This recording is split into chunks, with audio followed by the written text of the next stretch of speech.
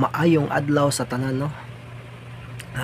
Na ako'y reaction video sa maong panghitabo. Kani siya nga video is gipost ra pod ni siya sa Facebook, o gusto lang nako taga-ag reaction. Ang purpose is dili para daoton ang ilahang both side usat usa, kundi maghatag lang ko og reaction ni ining video. Kani nga panghitabo mga igsoon is na-experience gyapon namo ni atong time nga naa pa mi sa mall nga trabaho, nga na digid nimo malikayan nga nay mga customer nga tungod kay na sila gi-eskwelahan nga taas. Kusog na sila, mura bitaw ang ilang tan-aw silang kaugalingon kanang bossing, ilang tan-aw silang kaugalingon taas unya ang mga empleyado o boss kanang inana ang mindset bitaw. Para sa ako dili man na siya maayo. Kita nga isip adunay gi-eskwelahan, adunay knowledge, graduate ta, dapat mas dako ta og kaalam, dako ta og pagsabot, dako ta og pagrespeto. Nganuman para sundugon sa mga tao nga mubo ra og kaalam.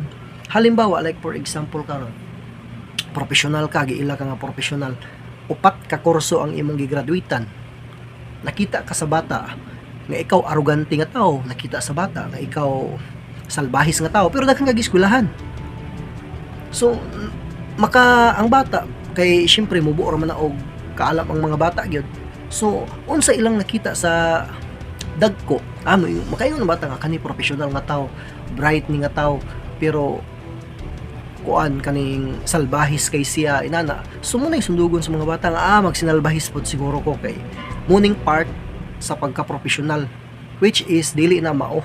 Ngano man ang tinuod nga professional, wala nagmatter kung unsay nahuman nimo, wala nagmatter kung unsay gi-eskwelahan nimo, engineer ba ka, police ba ka, doktor ba ka, wala nagmatter ana kung unsay kahimtang sa imong kinabuhi para mahimo kang professional.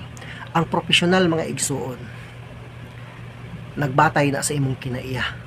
Halimbawa ako na makoy kaila, wala siya nakagraduate og elementary, pero the way siya makikistorya sa mga tao, adunay pagtahod, adunay pagrespeto, adunay pagkamatinabangon.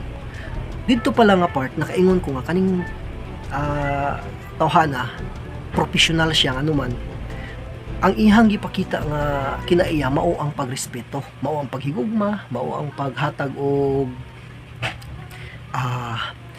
unsay tawag ani paghatag og pagtahod sa uban.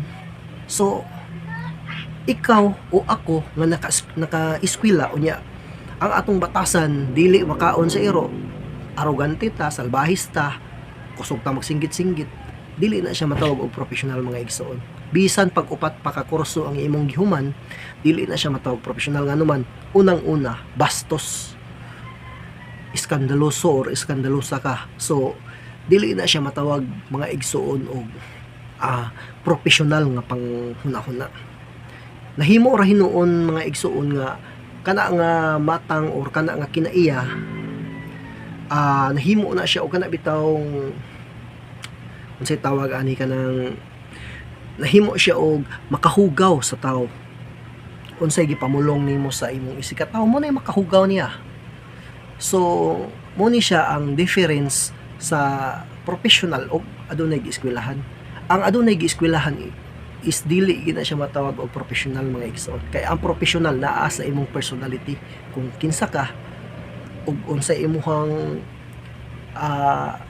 unsa ka klase nga tawo, muna siya professional mga igsoon. Kabalo mo respeto, adunay paghigugma ug adunay paghigugma sa Ginoo, muna siya professional.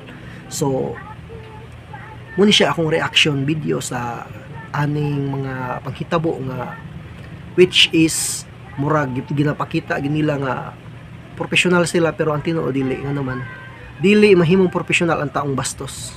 Ever since dili na mahimong professional, bisan pag graduate pa kag upat ka kurso, kung ikaw bastos ka, kung ikaw arrogante ka, wala kay pagpugong sa kaugalingon, dili gina siya mahimong professional mga igsoon.